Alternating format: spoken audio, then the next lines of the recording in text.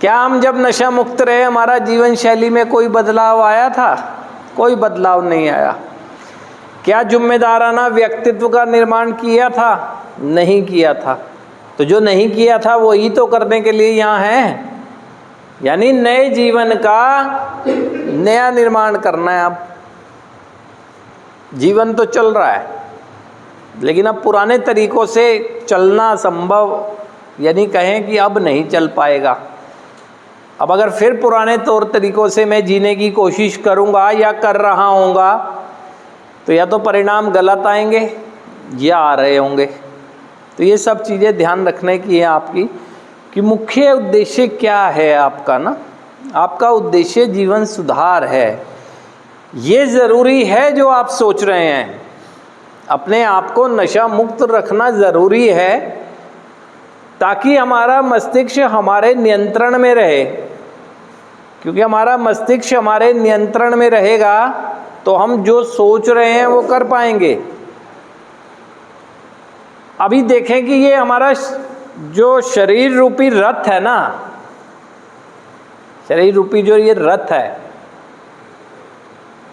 इस पर जो घोड़े लगे हुए हैं ना वो हमारी ज्ञानेंद्रियां हैं। नाक, कान, आँख, त्वचा, जीभ, सेंस ऑर्गन ना।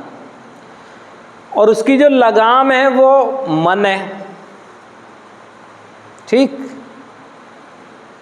और जो लगाम है वो ये जो दिमाग है ना, दिमाग ये सारथी है, इसके हाथ में है, यानी ड्राइवर है ये इसके हाथ में है। अब अगर हमारा ड्राइवर ही टल्ली होगा, ड्राइवर ही नशे में होगा तो हमारा ये शरीर रूपी रथ हरकतें ही उल्टी सीधी करेगा। सिग्नल ही ठीक नहीं जा रहे होंगे, कमांड ही ठीक नहीं करेगा, कमांड ही नहीं करेगा। तो इसे तो नियंत्रण में रखना जरूरी है। इसलिए किसी तरह की नकारात्मक प्रभाव नहीं होना चाहिए, इसमें किसी तरह के केमिकल का इस पर प्रभाव नहीं होना चाहिए। अगर ड्राइवर ही नशे में हो तो उसके साथ आप कहीं जाएंगे घूमने, आप पहले ही कहेंगे कि ये तो एक्सीडेंट मार देगा। इतनी बात अपने आप को नहीं समझा पा रहे आप कि अपना हमें चलाने वाला तो दिमाग ही है ना हमारा। और दिमाग ही अगर हमारा बंद होगा या नशे के प्रभाव में होगा तो कहाँ से हम कुछ परफॉर्म कर पाएंगे। अभी आपके इस उद्देश्य को पूरा कर सके वो सारी चीज़ें यहाँ चल रही हैं, ठीक।